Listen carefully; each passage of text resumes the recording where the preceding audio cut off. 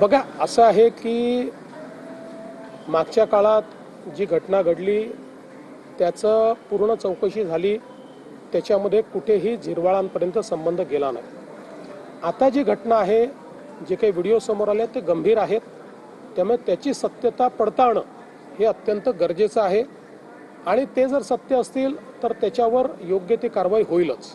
देवेंद्रजी, जिस तरीके से पॉलिटिशियन काही व्हिडिओ समोर येतात, एकनाथ शिंदे यांचे माजी खासदार यांचा देखील व्हिडिओ समोर आलेला आहे, आणखी एक गुन्हा दाखल झाला आहे. काय नेमकं असं आहे की पहिल्यांदा तर त्यांच्यासोबत कोणाचे फोटो येतात, कोणाचे व्हिडिओज येतात, याच्यावरनं आपल्याला या सगळ्या गोष्टी डिटर्मिन करता येणार नाही.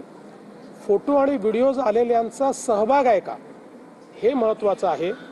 आणि तो सहभाग कोणाचा असेल तर कारवाई होईल, नसेल तर केवळ फोटो या ठिकाणी एखाद्याचा निघाला, आता आम्ही सगळे इथे उभे आहोत, आमच्या मागे कोण उभं आहे आम्हाला माहिती नाही, आणि त्यांच्यासोबत फोटो निघाला, उद्या त्यांच्यातल्या कोणी काय केलं म्हणजे इथे कोणी करणार नाही, तरी देखील अशा प्रकारे आपल्याला दोषी नाही पकडता येणार.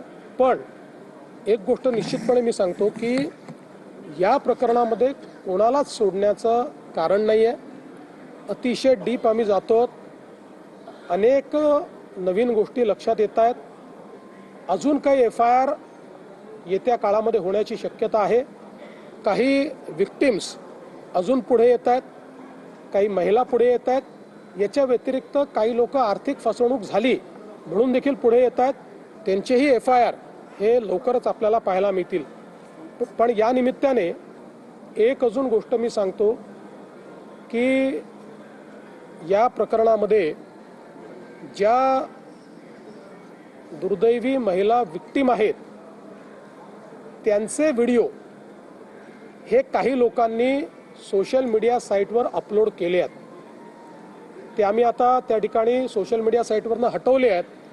पण ज्या ज्या लोकांनी अशा प्रकारचे व्हिडिओ सोशल मीडिया साईटवर अपलोड केले असतील त्यांच्यावर फौजदारी कारवाई केली जाईल.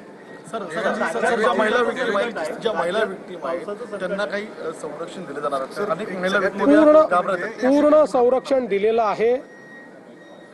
महिला ज्या काही विक्टीम आहेत त्या समोरच याकरता आल्या की त्यांना पूर्ण संरक्षण दिलेलं आहे. आणि यापुढेही ज्या महिला येतील त्यांना पूर्ण संरक्षण दिलं जाईल. आणि म्हणूनच यातलं सगळ्यात महत्त्वाचं संरक्षण हे गोपनीयतेचं आहे. काही लोक ती गोपनीयता भंग करण्याचा प्रयत्न करतायत, त्यांना फौजदारी कारवाईला सामोरं जावं लागेल. देवेंद्रजी, दो चीजें हैं. पहले अनेक जण व्हिडिओ विचित्र पद्धतीने अपलोड करतायत आणि याच्यावर सोशल मीडियावर आपण काही दिवसांपूर्वी हाऊसमध्ये बोललो होता. ऍक्च्युअली त्याच्या अनुषंगाने काही मेजर कारवाई नाही, निश्चित कारवाई ही केली जाईल. आणि केवळ तेच नाही तर त्याच्यावर जे लोक कमेंट करतायत त्यांनी लक्षात घेतलं पाहिजे की ते त्याचा पार्ट होत आहेत. जर कोणी फॉरवर्ड केलाय तर ते त्याचा पार्ट होत आहेत. त्यामुळे अशा सगळ्यांना मी चेतावणी देतोय की कारवाई होईल. तर चुकीच्या पद्धतीचा व्हिडिओ असल्याचं झिरवाळांनी सांगितलेलं होतं आणि झिरवाळांना तक्रार देण्यासाठी मी सांगितलं असं फडणवीसांनी झिरवाळांच्या व्हिडिओ संदर्भात म्हटलेलं आहे.